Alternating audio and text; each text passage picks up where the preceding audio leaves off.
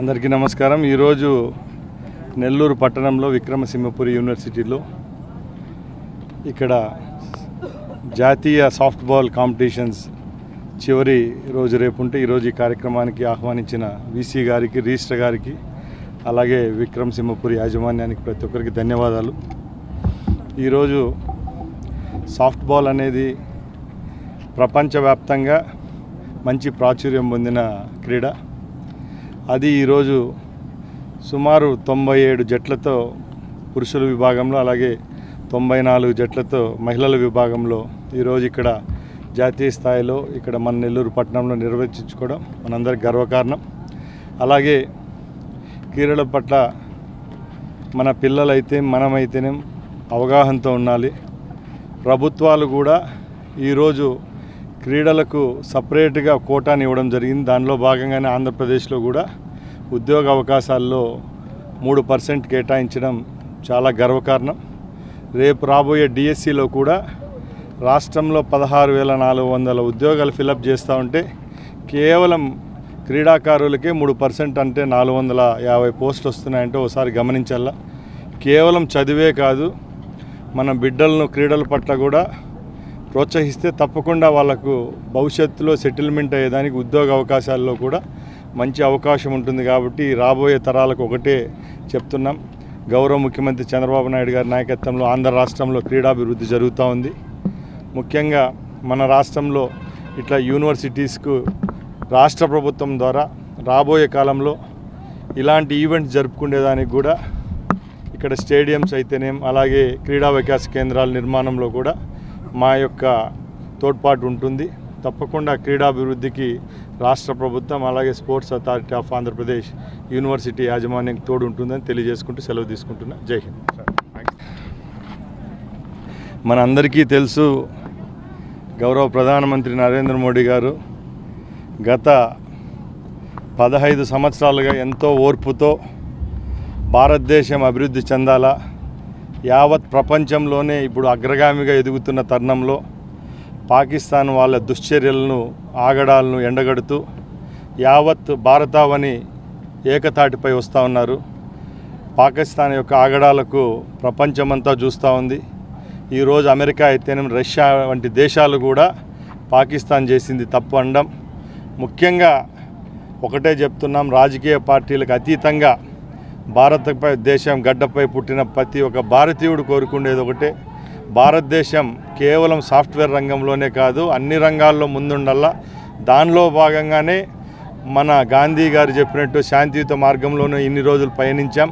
రేపు రాబోయే కాలంలో కూడా ప్రపంచానికి దిక్సూచిగా ఉండాలని కోరుకుంటున్నాం। అలాగే తప్పకుండా గౌరవ ప్రధాని నరేంద్ర మోడీ గారి నాయకత్వంలో తప్పకుండా పాకిస్తాన్కి అయితే వచ్చే కాలంలో మంచి గుణపాఠం నేర్పుతారని తెలియజేసుకుంటున్నాం। వీసీ గారికి, రిజిస్ట్రార్ గారికి, అలాగే ఇక్కడ విచ్చేసిన క్రీడాకారులకు, అలాగే తల్లిదండ్రులకు, కోచెస్కు, అలాగే స్పోర్ట్స్ పీపుల్ అందరికీ సభాముఖంగా ధన్యవాదాలు। చాలా సంతోషంగా ఉంది ఈరోజు విక్రమసింహపురి యూనివర్సిటీలో ఈ సాయంత్రం ఈ కార్యక్రమాన్ని జరుపుకోవడం। ముఖ్యంగా సాఫ్ట్బాల్ గేమ్ అనేది ప్రపంచవ్యాప్తంగా ఇప్పుడు ప్రాచుర్యం పొందుతూ ఉంది। ముఖ్యంగా 1887లో అమెరికా దేశంలో ఈ గేమ్ ప్రారంభమైన తర్వాత ఇప్పుడిప్పుడే భారతదేశంలో గణనీయంగా ఈ ఆటపై మక్కువతో చాలామంది క్రీడాకారులు పార్టిసిపేట్ చేస్తూ మన రాష్ట్రంలోనే కాకుండా యావత్ భారతదేశంలో ఈ క్రీడను ప్రోత్సహిస్తున్నారు। ఈరోజు ఈ కార్యక్రమాన్ని నిర్వహించిన యూనివర్సిటీ యాజమాన్యానికి ధన్యవాదాలు। అలాగే ముఖ్యంగా మనందరికీ తెలుసు, మన దైనందిక జీవితంలో స్పోర్ట్స్ యొక్క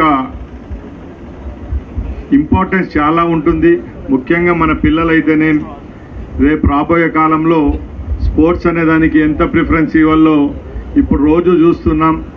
ముఖ్యంగా స్పోర్ట్స్ కోటా అనేది ఎడ్యుకేషన్ సిస్టంలో మన భారతదేశంలో ఇంప్లిమెంట్ చేసిన తర్వాత ముఖ్యంగా ఎవరైతే కేవలం చదువు మీద మక్కువతో కాకుండా స్పోర్ట్స్పై అవగాహనతో ఉన్న వాళ్లకు ఇప్పుడు ప్రభుత్వాలు గవర్నమెంట్ ఉద్యోగాల్లో కూడా ఇవ్వడం జరుగుతూ ఉంది। దానిలో భాగంగానే ఈ ప్రభుత్వం గౌరవ ముఖ్యమంత్రి నారా చంద్రబాబు నాయుడు గారు ఈ పర్యాయం ముఖ్యమంత్రి అయిన తర్వాత స్పోర్ట్స్ కోటాను 2 నుంచి 3% చేయడంతో చాలామంది ఎవరైతే క్రీడాకారులు ఉంటారో వాళ్ళందరికీ మంచి భవిష్యత్తు ఇచ్చే విధంగా ఈరోజు ఒక మంచి అవకాశం కల్పించడం జరిగింది. దానిలో భాగంగానే గత వారం రోజుల ముందు రాష్ట్రంలో స్పోర్ట్స్ కోటాలో డిఎస్సి కూడా నోటిఫికేషన్ ఇవ్వడం జరిగింది.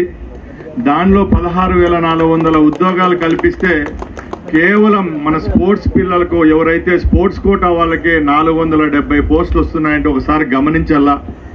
కేవలం చదివే కాదు, మనిషి శారీరకంగా బాగున్నప్పుడే వాళ్లకు ఫిట్నెస్ పరంగా అయితేనేం మానసికంగా కూడా ఉల్లాసంగా ఉంటేనే అన్ని విధాల వాళ్ళ రేపు రాబోయే భవిష్యత్తులో కూడా ఎదుగుదల బాగుంటుంది. కాబట్టి ప్రతి ఒక్కరూ స్పోర్ట్స్ పై మక్కువతో ముందుకెళ్ళాలి. అలాగే ప్రభుత్వాలు ఇప్పుడు అన్ని క్రీడల పట్ల ఎంతో ప్రోత్సహిస్తున్నాయి. ముఖ్యంగా మన బీసీ గారు చెప్పినట్టు భారతదేశ జనాభా రాబోయే కాలంలో 150 కోట్లు తాకుతూ ఉంటే ఈ రోజుకి కూడా మనం ఒలింపిక్స్లో, ఏషియన్ గేమ్స్లో, ఇలాంటి గేమ్స్లో చాలా వెనుకబాటులో ఉన్నాం. ముఖ్యంగా పేరెంట్స్ కూడా వాళ్ళ పిల్లలను ప్రోత్సహించాలా.